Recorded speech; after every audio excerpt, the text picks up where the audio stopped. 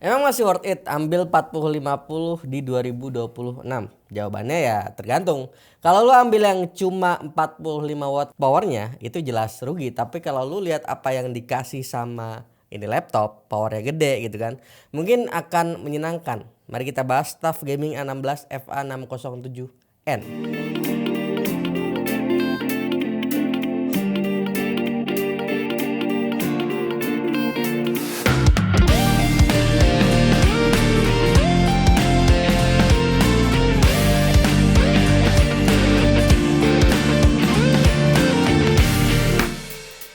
Oke, balik lagi di Pep Channel. Akhirnya ya ada laptop gaming lagi di meja review kita, TUF Gaming A16. Buat yang cari laptop powerful dan awet, terutama mahasiswa, ini biasanya jadi top of mind ya. Bedanya TUF yang sekarang bukan lagi laptop bongsor kayak 5-7 tahun lalu pas gua masih jadi adek-adek gemes.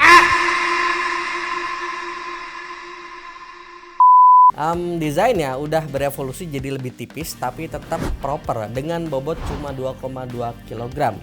Untuk spesifikasi GPU-nya pakai RTX 4050 ya, sesuai yang gue singgung di awal, dengan TGP yang tabrut.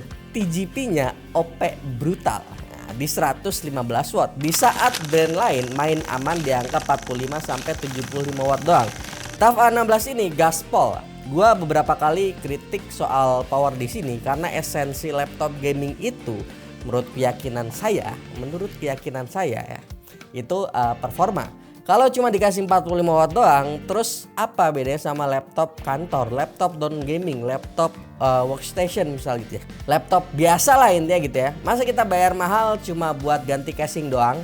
Dan kalau alasan efisiensi, kalau gua ya jadi brand gitu kan, GPU tuh nggak usah terlalu diturunin powernya, tapi cari CPU yang efisien tapi tetap bisa ngimbangin kencengnya performance GPU. Orang CPU sekarang udah makin efisien kok, termasuk yang ada di laptop ini. CPU efisien yang dimaksud di laptop ini adalah AMD Ryzen 7 7445HS. Buat yang belum tahu, ini tuh sesuatu yang beda dari Ryzen 7 7735HS ataupun Ryzen 7 7435HS. Emang banyak banget AMD ini prosesornya, satu SKW, bukan satu SKW. Satu generasi. Tapi emang tipenya bejibun, termasuk yang 7000 series ini ya. Yang 7435, 7735 ini tuh bisa dibilang ya barang lama tapi stok baru gitu kan. Gua jelasin biar lu paham bedanya. Ryzen 7 7445HS ini adalah keluarga Phoenix yang punya arsitektur Zen 4 dengan fabrikasi 4 nanometer. Ini darah murni generasi terbaru AMD. Bedanya sama si seri 7435, 7735 itu dari si efisiensi dan instruction per clock ataupun IPC yang jauh lebih tinggi. Singkatnya, ini jauh lebih kenceng tapi bisa lebih dingin. Nah, Ryzen 7 7735HS dan 7435HS ini arsitekturnya masih Zen 3 Plus, Zen 3 Plus yang namanya Rembrandt. Itulah pokoknya. Dengan fabrikasi 6 nanometer, secara teknologi ini adalah teknologi 2 tahun lalu yang di rebrand jadi seri 7000 series. Nah, si Ryzen 7 7445HS ini adalah saudara kandung dari Ryzen 7 7840HS yang dipakai sama TUF A15. Itu beberapa ada yang pakai itu tuh. Bedanya Ryzen 7 7445HS ini punya konfigurasi core yang unik. Kalau 7840HS itu pakai 8 core murni Zen 4, 7445HS ini pakai konfigurasi hybrid perpaduan Zen 4 dan Zen 4C, Zen 4C. Konsep teknologinya mirip sama yang dipakai sama Intel di Meteor Lake yang punya P-core dan E-core dalam satu CPU.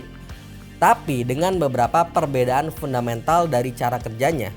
Perlu dijelasin gak ya? Kayaknya kalau perlu jelasin bakal panjang ya.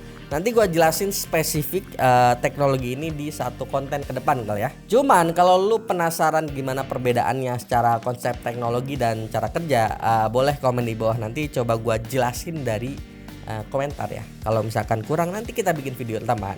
Dan alasan gua highlight ini adalah karena dia udah 4 nanometer Zen 4, performance single core-nya buat gaming itu punya gap yang lumayan untuk ninggalin Ryzen 7 7735HS. Ditambah lagi CPU ini udah mendukung instruksi AVX 512. dan punya eGPU Radeon 700M series yang jauh lebih modern secara fitur dibanding seri lama. Beralih ke layar, TUF A16 ini ngasih experience yang menurut gua bisa manjain dua dunia, productivity dan gaming. Dengan ukuran 16 inch 16:10 workspace pas kita ngedit di Premiere Pro ataupun baca jurnal kayak buat mahasiswa gitu kan, bakal terasa lebih lega. Coloring juga udah 100% sRGB, jadi buat content creator yang butuh akurasi color grading sekaligus yang bagus, ini udah aman dan warnanya nggak bakal belang pas diekspor filenya ke handphone. Nah pas kelar nugas dan mau mabar, layar 165Hz di laptop ini juga udah punya G-Sync. Jadi dia bisa kasih gameplay yang mulus dan bebas steering. Paling enaknya lagi dari sisi user experience, dia udah ada Advanced Optimus. Jadi kalau misalkan mau switch performa ke GPU yang mentok buat main game yang rata kanan ataupun game AAA, nggak perlu lagi ribet buat restart laptop segala. Ini praktis banget. Jadi bisa dibilang itu all rounder ya, pas buat yang cari laptop buat productivity tapi nyantai buat main game juga.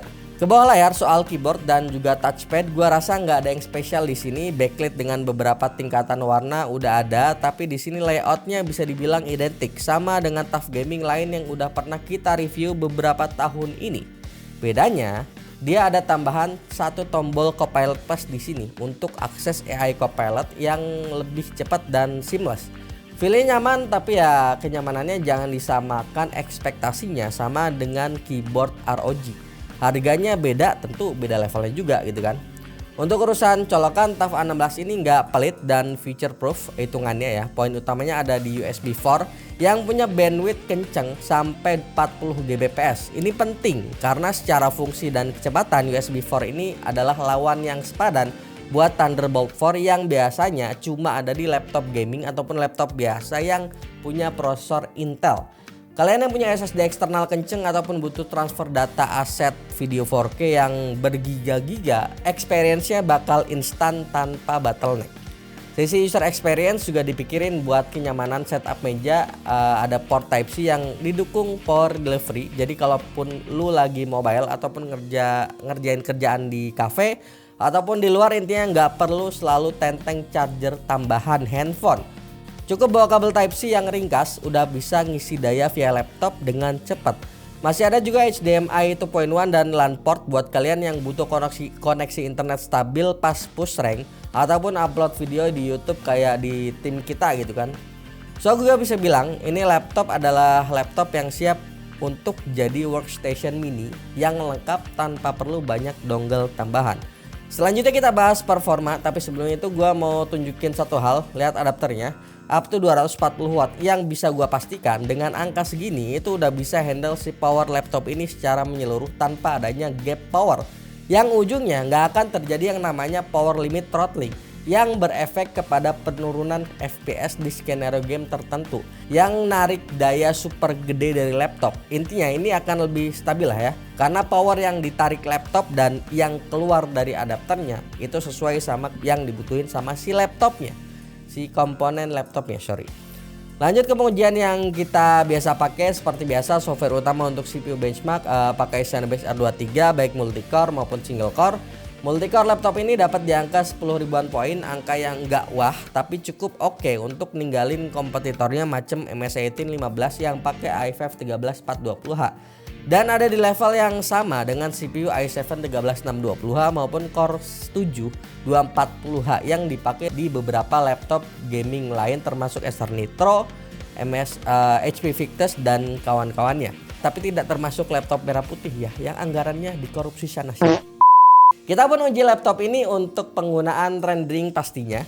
Pertama di Premiere Pro dengan footage yang biasa kita pakai 4K H264 1 menit dengan triple layer effect. Hasilnya saat gua bandingin sama laptop sekelas pakai RTX 4050 juga tapi beda CPU ya sosok lah ya. 1 menit 46 detik hasil rendernya. Waktu render ya. Ada di level yang sama tapi si TUF ini kasih waktu render yang lebih kenceng dikit. Dikit aja, nggak banyak. Dan pastinya kita juga coba laptop ini untuk gaming ya, game kompetitif kayak Valorant. Di competitive setting sempat dapat di angka 230-an FPS ya. tapi dengan minimum FPS di 190-an FPS. Jadi ya itu hitungannya udah cukup stabil ya, FPS naik turunnya nggak yang sebegitu jauh.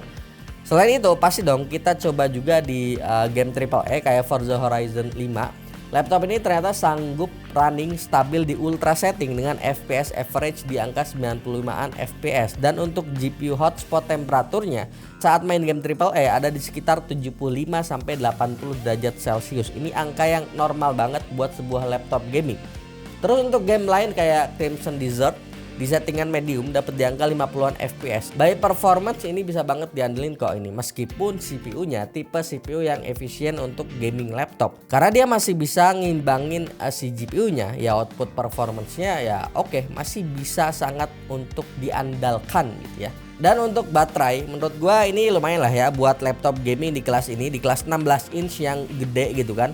Kemarin kita tes mode battery saver, Wi-Fi on, brightness 50%, GPU-nya kita juga switch untuk ngandelin eGPU-nya aja. Dengan PC Mark 10, laptop ini mampu bertahan sampai di atas 10 jam. Ini sangat oke untuk sebuah laptop gaming ya. Kalau bukan laptop gaming, laptop productivity itu ya biasa gitu kan, angka 10 jam. Bahkan 20 jam sekarang gitu kan. Tapi kalau untuk sebuah laptop gaming yang dia itu nyuplai dayanya gede gitu kan, layarnya juga gede, itu waktu yang oke banget sih. Itu kalau pakai eGPU, integrated GPU. Kalau misalkan pakai discrete GPU gimana? Ya kalau pakai discrete GPU gitu kan, namanya juga powernya gede gitu kan, 115 watt. Ini cuma sanggup bertahan sampai sekitar 3 jam penggunaan. Jadi kesimpulannya gimana? Di harga 16 jutaan Asus TUF Gaming A16 FA607 ini menurut gua adalah jawaban buat yang nyari keseimbangan. Kelebihan yang harus lo catat ada beberapa. Pertama soal performa GPU yang nggak disunat. RTX 4050 nya punya TGP up to 115 watt yang beneran kenceng. Di saat brand lain pelit power, Asus kasih performa maksimal. Layar juga oke, nggak semua laptop gaming di harga segini, di harga new normal sekarang, di harga RAM yang sangat-sangat amat gelo, mereka masih berani kasih paket lengkap. Layar 16:10 gitu kan, 100% sRGB, 165 Hz juga gitu kan, bukan sekedar 144 Hz. Plus udah ada Advanced Optimus. Ini layar yang enak buat kerja, mantap juga buat main game. CPU-nya juga future proof, Ryzen 7 7445HS itu Zen 4 nanometer, dia lebih dingin, lebih efisien, tapi tetap galak buat main game. I/O port juga modern, adanya USB 4 itu game changer buat lu yang butuh kecepatan sekelas Thunderbolt 4 di ekosistem AMD. Tapi laptop ini juga tentu punya kekurangan dan mungkin bisa jadi deal breaker buat beberapa orang, termasuk keyboardnya yang sangat amat standar. Kalau lu ngarep laptop ini punya feel ngetik yang sepremium ROG gitu kan, ataupun ZenBook gitu lah katakan ya, ya jangan terlalu kecewa ketika ngambil ini gitu loh.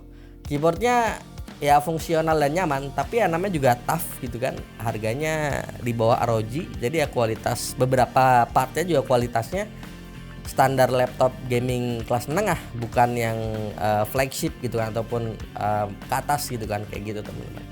Kedua, konfigurasi CPU hybrid. Meskipun Zen 4 ini jadi kelebihan, tapi karena ini perpaduan Zen 4 dan Zen 4C, performa multi-core CPU-nya emang bisa dibilang cukup aja, tapi bukan yang paling kenceng, bukan paling monster di kelasnya kalau dibandingin sama abangnya yang punya 8 core murni, yakni si Ryzen 7 7840HS yang dipakai sama TUF Gaming A15 ataupun A14 di tahun lalu ya kalau nggak salah.